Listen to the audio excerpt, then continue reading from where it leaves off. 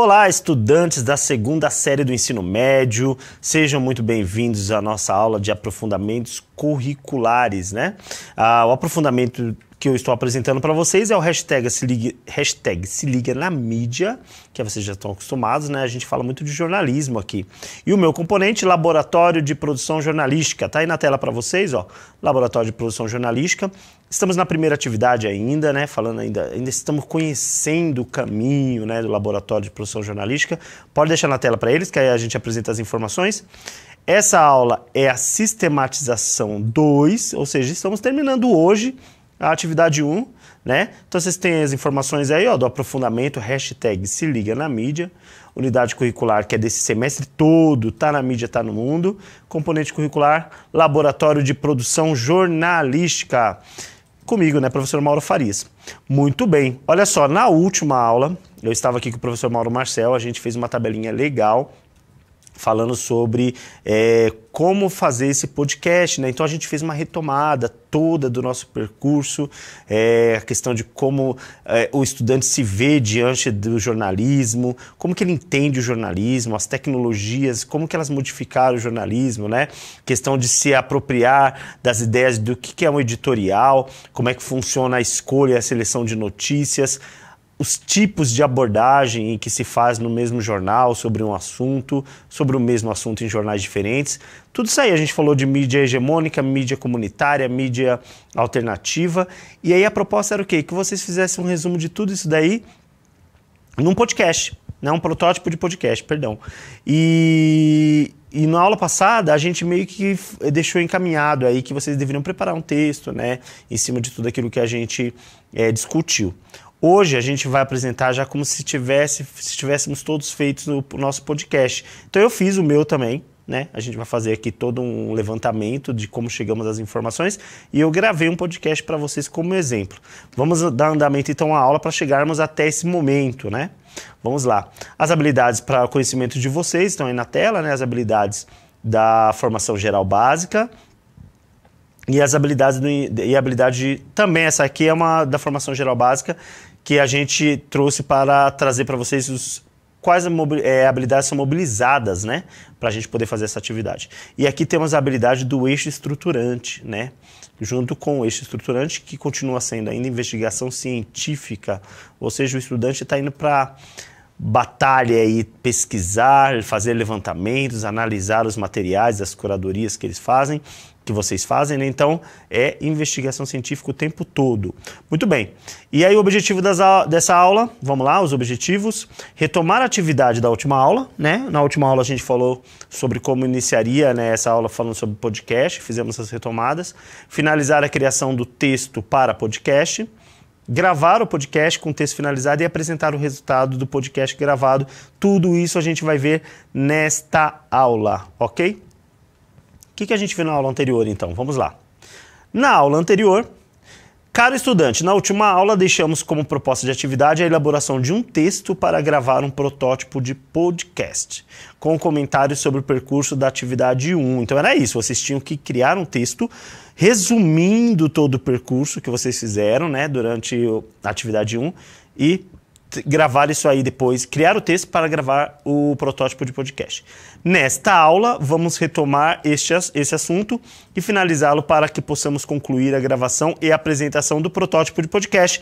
Ou seja, hoje é dia de mão na massa. Se estivéssemos todos juntos, né? Hoje era o dia de eu estar analisando os textos, verificando aí possíveis distorções, analisando a questão gramatical, todos vocês dando aquelas lidas e relidas, pedindo para o amigo ajudar também nas avaliações, né, dos textos, para que a gente pudesse começar ao trabalho de gravação.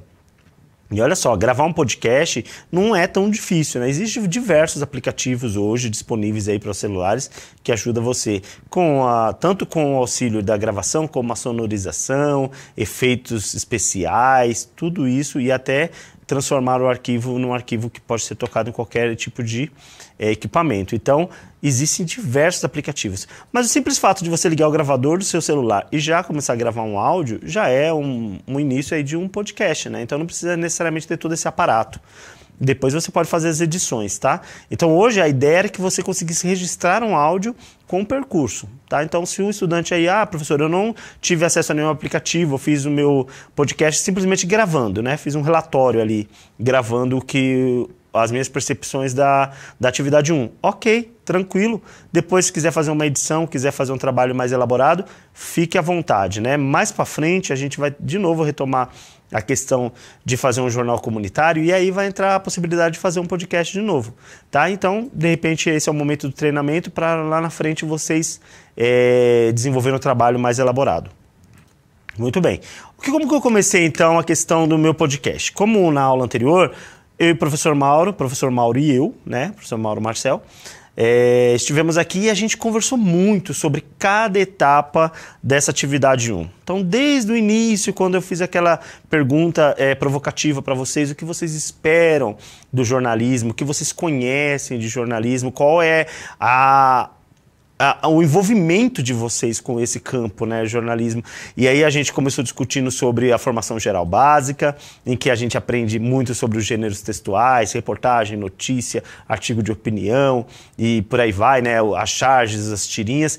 E aí, a partir disso, a gente foi entrando mais propriamente no que a atividade desenvolveu, que é o envolvimento do estudante com a linha editorial. Ou seja, como é que se faz uma notícia? Por que um veículo X resolve abordar a notícia de tal forma e o veículo Y de outra forma? Por que a gente percebe que em algumas mídias o tratamento com a notícia é diferente, a escolha das notícias é diferente, né? Por exemplo, na mídia tradicional, com a mídia comunitária. A gente discutiu tudo isso aqui ontem, passamos por cada detalhe, entendemos também a questão das tendências, né? Por exemplo, um jornal ele tem uma tendência a escolher certo tipo de notícia ou uma abordagem diferente, influenciado por questões financeiras, por questões de patrocínio, de publicidade. Então, tudo isso deve ser levado em consideração quando a gente está fazendo a análise do nosso percurso. Mais do que isso, que é o foco, né, da nossa atividade.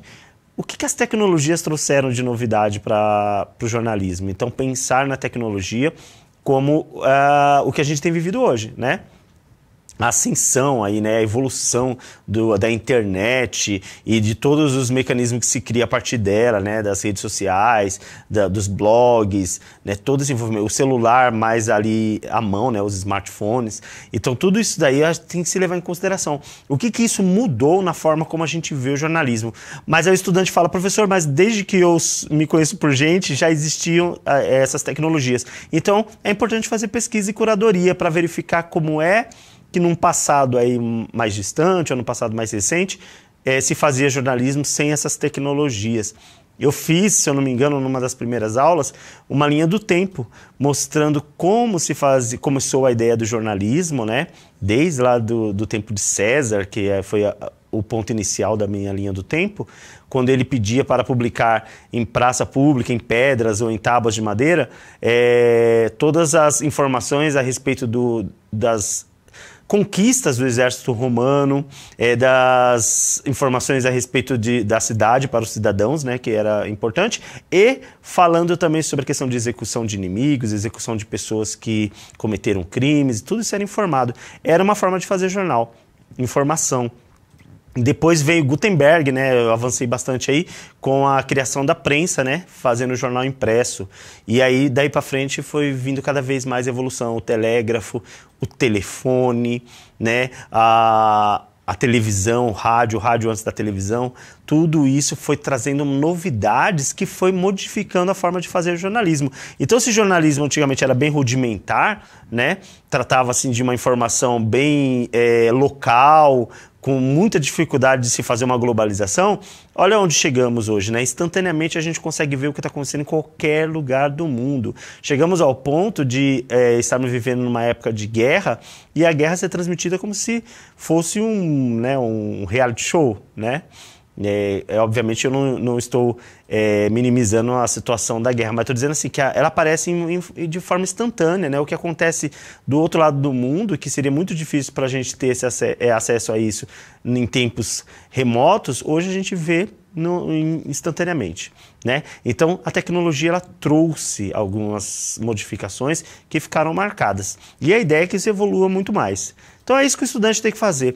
o que as tecnologias trouxeram de benefício aí pela sua curadoria? Então eu trouxe aqui para a aula um mapa mental. Olha só como que eu fiz aí, ó. Eu fiz o seguinte, eu pensei nas mídias digitais, né? Então eu estou falando de tecnologia, estou falando das mídias digitais. Quais são as principais mudanças trazidas pelas mídias para a produção e circulação da informação e da formação de opinião? Essa pergunta estava lá no material anterior, que era a pergunta norteadora para que vocês pudessem fazer as anotações de vocês e as retomadas, né? Então, quais são as principais mudanças trazidas pelas mídias para a produção e circulação da informação e da formação de opinião? Então eu criei meu mapa mental aí ao meu jeito, tá, gente? Eu sei que muitos estudantes aí fazem isso de forma muito mais elaborada, porque vocês têm esse costume de fazer isso o tempo todo, eu sei disso. Então vamos lá. Partimos aí do assunto que é mídias digitais. Esse é o meu tema, tá? Então, as setinhas apontadas e vamos ver como começa. Primeira coisa, qual é a primeira mudança? Democratização do acesso à informação. Então, pode deixar na tela, tá, gente? Democratização do acesso à informação é uma das principais mudanças. O que é democratização? Então, é a informação estar acessível, a informação estar à mão, né, do leitor, e dependente de quem seja, dependente da condição dele. Então, não é uma informação elitizada que só vai para uma classe mais melhor estabelecida, e não é uma informação também setorizada para um tipo de pessoa ou núcleo da sociedade. É uma informação que está democratizada, ou seja, todos têm acesso a essa informação. As mídias digitais, elas propiciaram isso, por quê? Porque a maioria das pessoas tem acesso a meios eletrônicos hoje, seja a televisão, seja o celular, seja o computador e etc, tablet, né? Então, e fora aqueles que já são os antigos, como o jornal impresso e o rádio. Então, as mídias, a tecnologia, ela trouxe o quê? Democratização. Não são poucos agora que têm acesso à informação, todos podem ter. Segunda, várias fontes para pesquisa, que significa mais qualidade e mais credibilidade. Antigamente, e a gente está falando de tempos muito remotos, né? A forma de a gente acessar as informações eram em locais bem limitados, né? A gente tinha os jornais específicos, como eu comentei com o professor Mauro na aula anterior, né? Ficava o dia inteiro esperando passar um jornal à noite, independente da rede de televisão que você assistia, né? Mas tinha aquele horário que ia passar o jornal e as pessoas ficavam esperando porque era ali que recebiam as informações, a massa, né? Outros compravam o jornal na banca no dia seguinte, ainda era pouco depois. E alguns ouviam a notícia no rádio. Não era uma coisa muito fácil de fazer, então você tinha aqueles lugares específicos para conseguir as informações. Ou seja, mesmo que você quisesse uma pluralidade, era muito difícil de encontrar. Hoje não. Hoje você encontra meios de pesquisa muito amplos, né? Diversos mesmo. E aí você tem a opção de escolher esse ou aquele, de entender qual é a tendência desse ou daquele, fazer a sua curadoria, fazer a sua análise para você perceber se esse veículo está sendo mais tendencioso ou aquele, por quê, e fazer o seu próprio julgamento sobre a notícia. Isso é muito bom, o que traz mais qualidade na notícia, né? E credibilidade. Muito bem. A terceira, diferentemente do que se via na mídia hegemônica, que é essa mídia mais tradicional, na qual grande parte da população se calava diante de pautas que não as representavam, agora há maior diversidade na representatividade. Esse aí pode voltar aqui para mim? Vou só fazer uma explicação rapidinho sobre o que significa isso, né? Quando eu falo assim que grande parte da população se calava, na verdade não é que se calava, é que não tinha espaço mesmo. Então, por exemplo, você está ali assistindo a um jornal, né? Estávamos ali assistindo a um jornal, as pautas não nos representavam, elas não tinham muito a ver com a nossa realidade, mas a gente não tinha como fazer uma réplica, ou seja, como manifestar essa nossa indignação ou essa nossa questão sobre por que as pautas são sempre as mesmas e não tem muito a ver com a minha realidade, não faz sentido. Porque não havia esse retorno, né? Não tinha essa via de mão dupla. Era uma via de que você só recebia informação, né? Então, poderia mandar um e-mail, não, né? Poderia fazer uma ligação ou mandar uma carta de reclamação do leitor ou do telespectador? Poderia, mas isso era uma comunicação muito, como é que fala? Que não tinha um caminho muito linear, né? Ela sofria muitos ruídos aí até chegar ao ouvido de quem precisava e não tinha um retorno. prático, rápido, né? O próprio veículo não se sentia na responsabilidade de dar um retorno porque estava muito confortável. O que acontece agora com as tecnologias? As pessoas, os grupos não representados, aqueles que se sentiam não representados, hoje têm espaço para manifestar essa indignação nas redes sociais. E o que acontece, eu até conversei com o professor Mauro na aula passada, com essa manifestação? Acontece uma mudança de paradigma, ou seja, a mídia hegemônica agora, ela não determina necessariamente a pauta. Ela pode até manifestar a pauta, mas se há uma contrapartida, se há uma indignação por parte de certo grupo e ele se manifesta por outro canal, a mídia hegemônica se vê coagida, se vê... A palavra não era coagida, né? Se vê obrigada, né, a manifestar também esse ponto de vista. Por quê? Porque acaba se massificando, né? É uma manifestação que nas redes sociais ganha muitos likes, viram... como é que fala? Pluraliza de uma forma assim que fica incontrolável. Então a mídia hegemônica ela é obrigada a manifestar esse fenômeno. Ao manifestar esse fenômeno, ela está fazendo uma pauta invertida, né? Porque o leitor que antigamente era passivo, agora ele também participa da elaboração da pauta, de certa forma, né? Então muitas vezes a gente vê, por exemplo, em blogs de mídia hegemônica, links mostrando ali manifestações que foram retiradas das redes sociais, né? Então isso é um dos fenômenos que aconteceu com a tecnologia relacionada ao jornalismo. O nosso quarto ponto está falando disso daqui, ó. Põe na tela para eles, ó. Possibilita, além de acesso à informação, espaço de colaboração e criação de conteúdos por grupos diversos, que tem um pouquinho a ver com o que eu estava falando.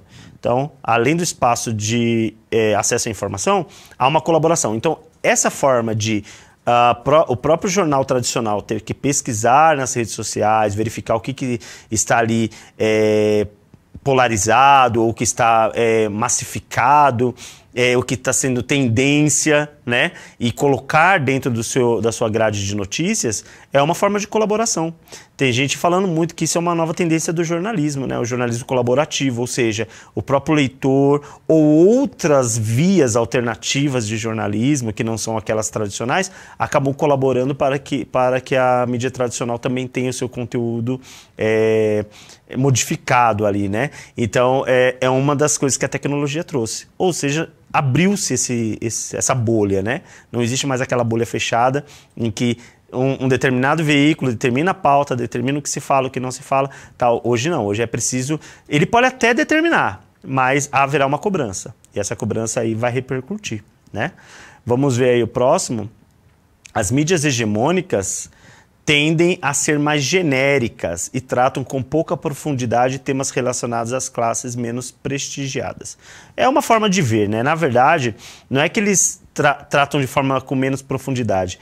O que a mídia hegemônica faz é criar uma tendência. Então, por exemplo, um veículo X, ele tem uma abordagem que ele segue essa abordagem por causa de uma ideologia também que faz parte do editorial, né? Então, por exemplo, uma pauta de classes menos prestigiadas, que necessita de uma profundidade maior, de uma análise maior sociopoliticamente, essa mídia pode não fazer, né? O que uma mídia, por exemplo, que está mais próxima, comunitária ou alternativa, faria. Então a gente apresentou até modelos aqui nas aulas anteriores, mostrando que essas abordagens elas são assim, muito vinculadas ao editorial, né? A ideologia, né, do que esse veículo segue.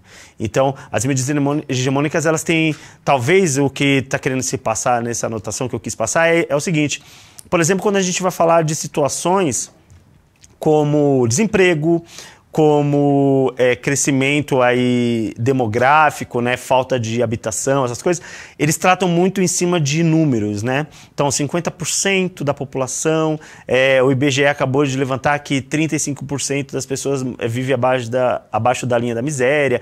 Então, assim, essa forma de falar parece que dá a entender que são apenas números, né? Esquece que seja 1%, 5%, 10% são pessoas.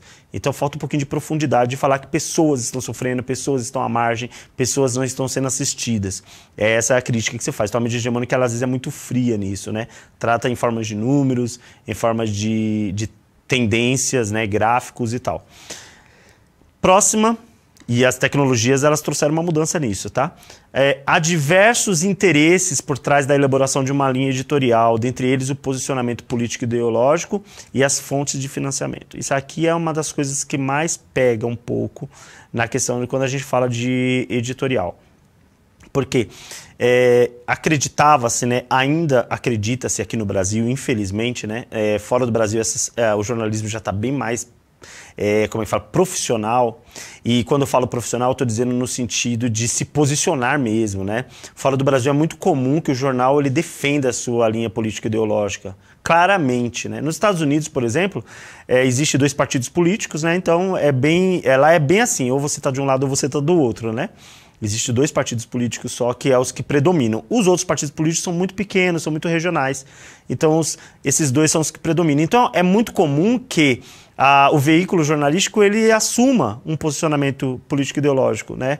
E isso é legal, não é ruim, porque traz para o leitor uma ideia já concreta de por que aquele posicionamento está sendo feito daquela forma.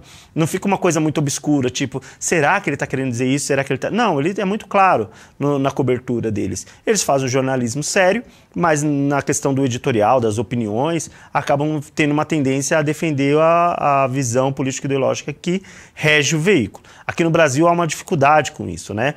Os veículos, todos eles se declaram muito neutros, né? Somos neutros, antipartidários, tal. Se você verificar o editorial de todos esses jornais, eles colocam dessa forma. E a gente sabe que não é assim, que é impossível ser assim, ficar nessa neutralidade, não existe essa pureza, essa neutralidade, sempre existe um viés ideológico por trás e era importante que se posicionasse. Além disso, existem as formas de financiamento. Por exemplo, um veículo ele é patrocinado por uma empresa X, obviamente que pautas que têm a ver com essa empresa ou com o campo de atuação dessa empresa, elas vão ser feitas com mais cuidado. E quando eu falo isso, eu não estou dizendo que será feito oculto, né? Porque às vezes a pessoa fala assim, não vai falar nada. Não, vai falar. Porque existe jornalismo sério, a gente tem que acreditar nele. Existem jornalistas sérios também, né? Não é simplesmente o veículo falar não vamos fazer isso e todo mundo vai aceitar. Existe toda uma composição. Mas eles vão ter mais cuidado. Eles vão ser mais zelosos, né? Por exemplo, eu não posso soltar uma manchete bem grande já de forma a contrariar interesses de patrocinadores muito fortes, né? Então tem que tomar cuidado. A manchete bem mais calma e tentar apurar ao máximo uma notícia para poder ver se não existe aí controvérsias. Então, isso também pode comprometer o editorial, né? Você lê um jornal, você percebe que a manchetezinha sobre aquela notícia é bem fraquinha, existe uma tendência a criar um eufemismo, a trazer de forma suave uma coisa que deveria ser tratada de forma um pouco mais rústica, mais vibrante ali, né? Enquanto você vê um outro jornal que já solta tudo, solta o verbo e tal, então você percebe que tem muito a ver com a questão do financiamento, as fontes de financiamento, o que faz parte do jogo, gente, totalmente. O que a gente está passando nessas aulas não é dizer que não, nossa, o jornalismo é todo errado, a gente não deve acreditar, nada disso, gente. Isso faz parte do jogo, faz parte da formação jornalística, então é preciso que a gente somente entenda isso, que a gente compreenda para fazer análise. Então, quando você lê uma notícia, quando você assiste a uma notícia, quando você ouve uma notícia, não sai simplesmente reproduzindo como se fosse um robozão. Perceba primeiro todas essas análises, todas essas nuances, é isso que a gente está dizendo, tá? Para você poder fazer os julgamentos, porque quem faz o julgamento no final é você mesmo, tá bom? Então, a partir dessas anotações que a gente fez, que é o nosso mapa mental, a gente criou o nosso podcast. Aí eu pus aí um para saber mais, põe na tela para eles. É sempre aquele link que a gente coloca, tá no material, que é para vocês terem mais conhecimentos. Por exemplo, nesse daqui, a juventude e os coletivos, como se articulam novas formas de expressão política. Tá falando, bem legal aqui, falando como que os jovens de hoje se articulam, né? Como eles se informam, como eles se posicionam, né? Então tem uma matéria bem legal para vocês lerem, ver se vocês se identificam, ok? E a partir disso, a gente vai trabalhar o nosso podcast. Olha só, definição e origem de podcast. Podcast é um arquivo digital de áudio transmitido através da internet. É como um programa de rádio, porém o arquivo pode ser disponibilizado na internet e ser acessado a qualquer momento. É a diferença do podcast para um programa de rádio, por exemplo. O termo podcast teria surgido a partir da junção de iPod, né? Aí vem o pod, que é o Personal On Demand, né? Tá ligado ao nosso equipamento aí conhecido, e dispositivo da Apple de reprodução de arquivos MP3, que é o áudio. E Broadcast, que é a palavra em inglês que significa transmissão de rádio, por exemplo. Então, aí juntaram tudo e criou o podcast, né? Que é essa transmissão que não é síncrona, né? Ela é assíncrona, ou seja, você pode ouvir, não precisa ser necessariamente no momento que ela está sendo gravada ou ao vivo. Você vai ouvir o momento que você quiser, porque fica ali gravado e fica disponível o áudio, esse arquivo de áudio. E aí nós temos o podcast de exemplo. Lembra que eu falei que eu fiz o meu, fazendo uma análise aí do nosso trabalho, da nossa atividade. Vamos rodar agora para a gente ouvir e vocês avaliarem.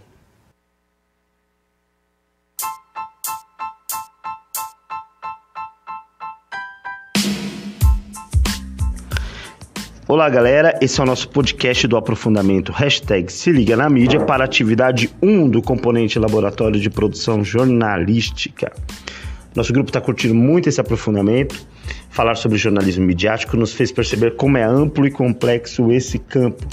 Percebemos a importância do jornalismo na propagação de informações desde tempos muito remotos e como a tecnologia tem potencializado isso, de forma que a dinâmica até então estabelecida, na qual as informações eram transmitidas para um público passivo e dependente, de certa forma, da política editorial deste ou daquele jornal da mídia tradicional, passa a ser um processo mais democrático, diverso e participativo com o advento da internet e das ferramentas nelas disponíveis. Ficou nítida a diferença de escolha de pautas e abordagens do noticiário das mídias hegemônicas comparadas às das mídias alternativas. Enquanto estas são mais incisivas no trato de assuntos pertinentes às demandas sociais, inclusive apontando as causas e possíveis soluções, as tradicionais, são mais superficiais, com tendência a atrelar as situações e as condições econômicas de ordem global ou até mesmo local, mas de forma muito abstrata, e a depender da linha editorial, evitando responsabilizar personagens por motivos de afinidade político-ideológica. Importante também citar que os jornais comunitários costumam tratar das demandas locais não só em forma de denúncia, mas também promovendo ajudas assistenciais e colaborativas como forma de amenizar situações graves de fome, falta de moradia, educação, entre outras. Mas a pergunta é: quais as principais mudanças trazidas pelas mídias para a produção e circulação da informação e da formação de opinião? A primeira mudança: democratização no acesso à informação. Antes o jornal era o dono da informação, enquanto os leitores eram personagens passivos que consumiam essas informações disponibilizadas ao modo considerado adequado ao veículo. Atualmente há uma ampla variedade de jornais e meios por onde podemos auferir informações com mais qualidade e credibilidade, como também ampla diversidade de temas e abordagens, sendo possível escolher aquele pelo qual nos sentimos melhor representados. Segunda mudança: linha editorial independente.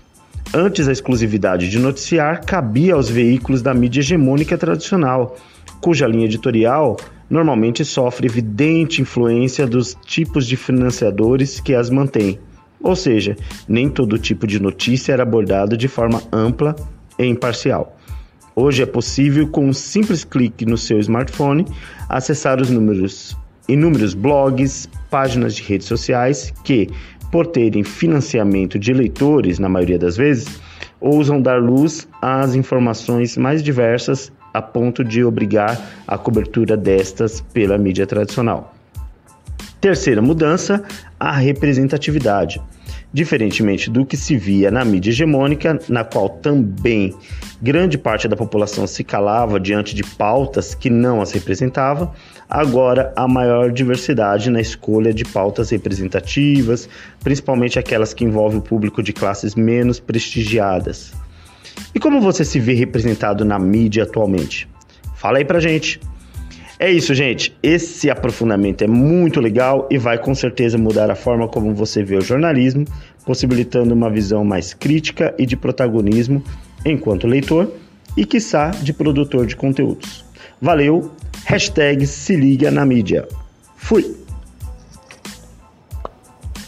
Bacana, hein? Bacana mesmo. E é assim, é uma ideia, tá? O podcast não precisa necessariamente ser uma narração assim. Pode ser em forma de roda de conversa, pode ser debate, pode ser entrevista. Então vocês escolhem, tá? Só para passar para eles aí o finalzinho, pensar na autoavaliação, tá? Então, ó, o professor vai trabalhar isso com vocês, mas fica essa mensagem aí, o olhar para si mesmos, tá? O exercício da autoavaliação é um dos momentos que favorece a construção da autonomia, pois leva o educando a questionar e gestar suas ações, bem como controlar seus processos de aprendizagem, já disse Perrenot em 99. Ok, gente? O que vem por aí, ó, para vocês, atividade integrada 2, são as próximas aulas. Vamos explorar, observatórios da mídia nacional, identificar assuntos em pauta na mídia hegemônica e no jornalismo alternativo. É isso aí, gente. Hashtag se liga na mídia e eu aguardo vocês, ó, avaliem essa aula, aguardo vocês nos próximos vídeos. Grande abraço, tchau, tchau.